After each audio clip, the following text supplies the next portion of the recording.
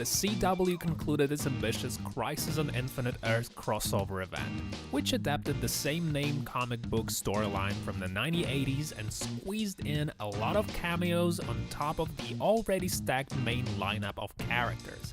Among the most surprising appearances, if not the top rank, came in the Arrow episode when Grant Gustin's Flash and Ezra Miller's Flash came face to face.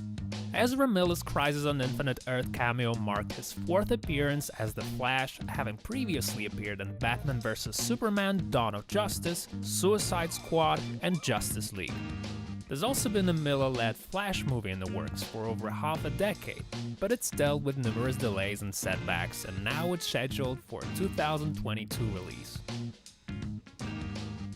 Honestly, considering how iconic his role as the T-1000 from Terminator 2 Judgment Day is, we suspect that Robert Patrick could have made a comfortable living just doing T-1000 cameos, but to date we've only spotted two of them. First, in Wayne's World, he pulls over our rock and roll loving star Wayne Campbell. They could have kept it subtle by making it a routine traffic stop, but they instead go all in by having Patrick pull out a photo of John Connor.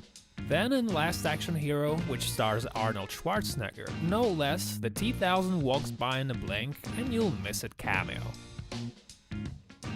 Hollywood has made us sit through a lot of unnecessary reboots that no one asked for. Thankfully, 21 Jump Street and its sequel proved to be exceptions. While many cinema-goers were unfamiliar with the original property, seeing the film because of its promising young cast rather than out of nostalgia for the late 80s series, Johnny Depp's sudden appearance was still a welcome one. For fans of the original TV show, however, seeing original lead Tom Hansen was the perfect knowing wink to say thanks for coming, even if he and Doug Penhall quickly meet a grisly end. This live-action Seth MacFarlane film largely missed the bullseye with well everyone, but what it lacked in overall quality, it certainly made up for with cameos. Seeing Jamie Foxx's beloved Django once again strike out against racism and slavery with a vengeance was a pleasant surprise, but Doug Brown really stole the show. Playing with the fact that his final film implied that Doc seemingly settled in 8085 to raise a family, taking little temporal vacations here and there, MacFarlane brought actor Christopher Lloyd on board for this hilarious little moment that surely had Back to the Future fans squealing with delight. Sure, we weren't expecting a visit to the planet Vormir, but we really weren't expecting to see Red Skull after 7 years of being MIA in the MCU. Characters in this universe have a tendency to pop up where you least expect them. But even so, Red Skull's return was a surprise cameo, the likes of which we'd rarely seen up until this point.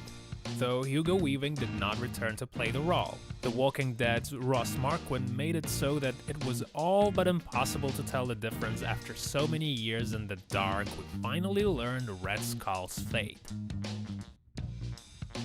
When you consider the respective careers of Martin and Charlie Sheen, it feels safe to say that the apple fell pretty far from the tree. But from the 80s on Charlie, like his dad was a bona fide A-lister working in both dramatic and comedic roles, such as Rambo spoof Hot Shots Part 2.